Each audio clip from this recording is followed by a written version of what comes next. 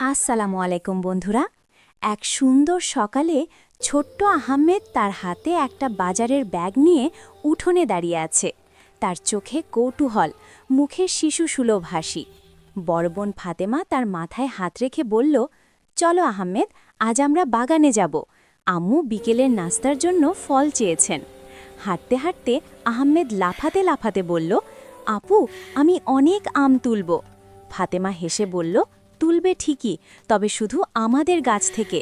মনে আছে আব্বু কি বলেন? আহমেদ মাথা নেড়ে বলল, অন্যের জিনিস নেওয়া হারাম। বাগানে পৌঁছাতেই চারপাশে হালকা কুয়াশা নেমে এলো। গাছগুলো যেন চুপচাপ দাঁড়িয়ে আছে। ছোট্ট আহমেদ একটু ভয় পেয়ে ফাতেমার হাত শক্ত করে ধরল। আপু, বাগানটা আজ অন্যরকম লাগছে। হঠাৎ তারা দেখতে পেল একটি ঝোপের নিচে চকচকে একটি খেলনা গাড়ি। আহমেদের চোখ বড় হয়ে গেল। আপু, এটা তো আমার পছন্দের গাড়ি। ফাতেমা থমকে গেল, কিন্তু এটা আমাদের না। ঠিক তখনই বাতাসে ভেসে এলো এক মিষ্টি কিন্তু অদ্ভুত কণ্ঠ, নাও না, কেউ তো নেই, একটু খেললেই বা ক্ষতি কি? আহমেদ অবাক হয়ে চারপাশে তাকালো। আপু, কে কথা বলছে? ফাতেমা বুঝে গেল। সে শান্ত গলায় বলল, আহমেদ, এটা শয়তানের ফাঁদ। সে ছোটদের লোভ দেখিয়ে ভুল করাতে চায়। আহমেদের চোখে পানি এসে গেল। আমি ভুল করতে চাই না আপু।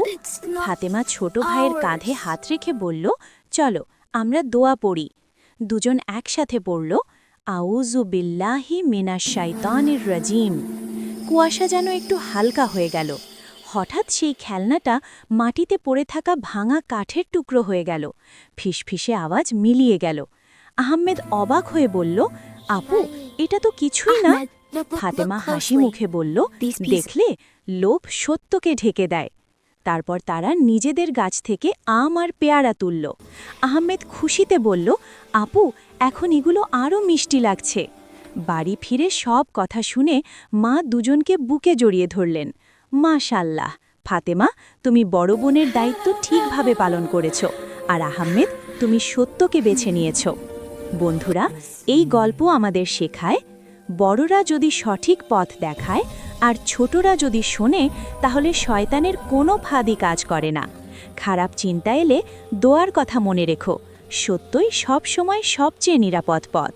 যদি আহমেদ আর ফাতেমার এই গল্পটি তোমার ভালো লেগে থাকে, তাহলে চ্যানেলটি সাবস্ক্রাইব করো এবং ভিডিওটিতে লাইক দাও, কমেন্ট করো আর তোমার বন্ধুদের সঙ্গে শেয়ার করো, যাতে তারাও সত্য আর সততার পথ শিখতে পারে।